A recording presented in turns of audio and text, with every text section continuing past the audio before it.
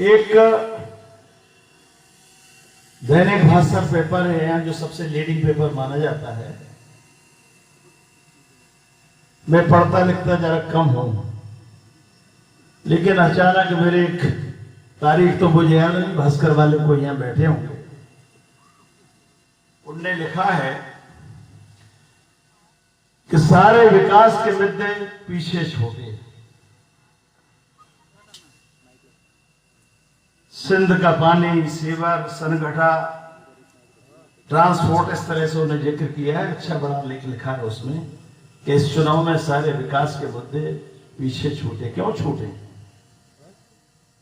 ये विकास के मुद्दे इसलिए पीछे छूटे कि हम लोगों ने जो विकास देखा शिवपुरी का पिछले 18-9 महीने की सरकार का, और उसका जो रूप सामने आया, तो हमारे जो सामने वाले साथी हैं वो भी कतरा रहे विकास से बात करने की। तो किस आधार पे कहें कि हमने क्या विकास किया है? और मैं कभी सोच नहीं सकता था कि शिवपुरी शहर की हालत ऐसी होगी। महिलाएं पानी को तरस रही हैं। कई वार्डों में गया, उस वार्डों में जाने के बाद महिलाएं एक बात कहती, हमें तो सिर्फ पानी पिला दो। कहती नहाने तक का पानी हमें नसीब नहीं हो रहा है, नहाने के लिए भी बड़ी मेहनत से पानी हमें लाना पड़ता है। ऐसे कई वार्डों की विडंबना है शिवपुरी का शहर। और मुझे तो आश्चर्य तब हुआ जिन वार्डों से लगातार भारतीय जनता पार्टी के पार्षद जीतते चले आ रहे हैं, उन वार्डों में तक पानी नहीं है, उनमें तक रोडों की हालत खराब पड़ी है। ये विडंबना है शहर की। मैं तो सोच के आया था कि शिवपुरी का शहर बड़ा विकसित होगा। हम तो छोटे गांव के रहने वाले लोग हैं, नगर पंचायतें हमारे इलाके में आती हैं। मैंने जो हालत देखी वो नगर पंचायतों से बदतर हालत इस शिवपुरी शहर में मिली मुझे। मैं सोच भी नहीं सकता, मेरी कल्पना के बाहर की बात है। और इसी शहर के बासिंदे हम में से बहुत सारे लोग। मेरा वास्ता पहले नहीं था, पहले आता जाता था, रोड से आए चले गए। शहर में जाने आने का अवसर कम आता था, तो बड़ी विचित्र व्यवस्था है। मैं आप सबसे पूछना चाहता उन सब लोगों से जो लगातार 30 साल से भाजपा को यहां से जिता रहे हैं कि ये जवाबदारी है किसकी? विकास की चर्चा हो तो हो कैसे? उनके पास विकास में कुछ कहने को हो तो वो कहें। आम आदमी को जब पानी तक नहीं पिला पाए ठीक से, बरसों तमाम ऐसे अफसर आए, ऐसा लगा कि पानी आ गया, पानी आ गया, पानी आ गया, लेकिन कहीं पहुंचा ही नहीं। तो आज जब पानी जैसी बेसिक सुविधा के लिए तरस रहा है, तो भास्कर समूह के संवाददाताओं से मैं कहना चाहूंगा कि भाई विकास के मुद्दे की चर्चा करें कौन? ये जवाबदारी है किसकी? क्या मेरी थी? हमारा तो 18 साल 9 महीने से सरकारी नहीं है, 20 साल से पिछोर में जो भी कर पाया वो वहां सामने है। लेकिन जिनके सब जवाबदारी थी उनने विकास की बात छोड़ दी। और मुझे तो ताज्जुब लगा तब जब विकास के मसीहा जो कहलाते थे उनने तक बात चर्चा छोड़ दी। क्यों छोड़ दी? ये चर्चा इसलिए छोड़ दी कि ये चर्चा अगर आम आदमी के सामने पहुंचेगी, मतदाता के सामने पहुंचेगी, तो वो इस विकास का अर्थ क्या लगाएगा? यह प्रश्न हमारे सामने है। मैं मीडिया के साथियों से कहना चाहता हूं कि वो कोई करे न करे, लेकिन आपको तो सचेत करना चाहिए। अकेले भास्कर वालों ने शायद लिखा है, बाकी तो विकास की बात किसी ने लिखी नहीं है। लिखी है किसी ने?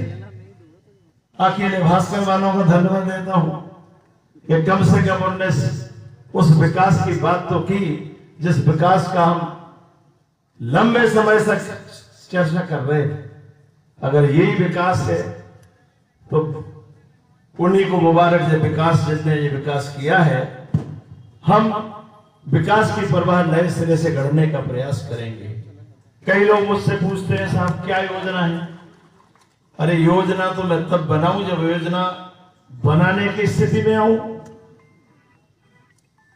तमाम तरह के प्रश्न होते हैं। योजना अगर बनती है तो उनका क्रियान्वयन अगर ठीक से नहीं होता है तो इसके लिए जवाबदार सरकारें होती हैं और सरकार में बैठे हुए लोगों को इसका जवाब देना चाहिए।